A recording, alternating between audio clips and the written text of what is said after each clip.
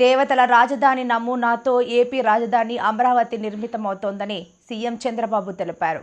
రాజధాని కోసం రైతులు 33,000 ఎకరాలు స్వచ్ఛందంగా ఇచ్చారని, ఆ పవిత్ర కార్యక్రమానికి సహకరించిన రైతులకు ఆయన అభినందనలు తెలిపారు. గురువారం అమరావతిలోని వెంకటపాలెంలో వెంకటేశ్వర స్వామి ఆలయ విస్తీర్ణకు సీఎం చంద్రబాబు భూమి పూజ చేశారు.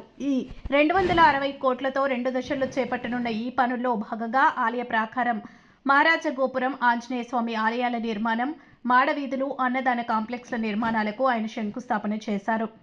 నేను చిన్నప్పుడు కూడా మా కుటుంబం కానీ చిన్నప్పటి నుంచి మా ఇంటి దైవం వెంకటేశ్వర స్వామి. మా ఇంటి నుంచి చూస్తే మంగాపురం నుంచి ఆ సైడ్ చూస్తే వెంకటేశ్వర స్వామి నామాలు కనపడొస్తాయి. ఆయన్ని చూస్తూ బతికాం. ఆయన పాద పద్మాల చింతన అనునిత్యం తరించాం, ముందుకెళ్ళాం. అందుకే నేను ఎప్పుడు కూడా వెంకటేశ్వర స్వామికి గాని అప్రతిష్ట పాలొచ్చే ఏ పని చెయ్యను, ఎవరిని చెయ్యనియనని మరొక్కసారి మీ అందరికీ విజ్ఞప్తి చేస్తున్నా. కలియుగ దేవుడు అనుకున్నప్పుడు, ఆ దేవుడి సన్నిధిలో మనం ఉన్నప్పుడు ఒక పవిత్రత ఉండాలి, ఒక పరిశుభ్రత ఉండాలి, స్వచ్ఛమైన ఆలోచనలు ఉండాలి.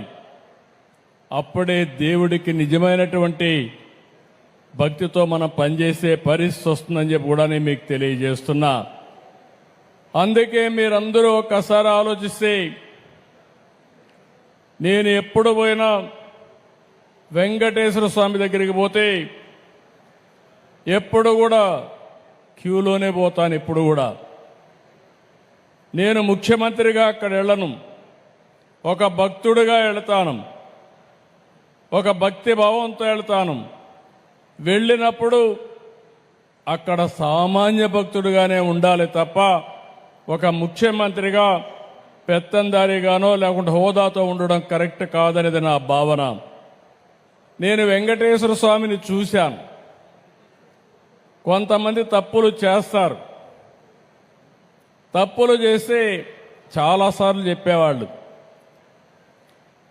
కొంతమంది మనం అనుకోది వేరే జన్మలో మనల్ని శిక్ష పడుతుంది, మనం నష్టపోతాం అనుకుంటాం. కానీ వెంకటేశ్వర స్వామి మాత్రం ఈ జన్మలోనే తప్పు చేసిన వాళ్ళకి శిక్షిస్తాడని కూడా మీ అందరికీ విజ్ఞప్తి చేస్తున్నా. ఇది నా అనుభవం.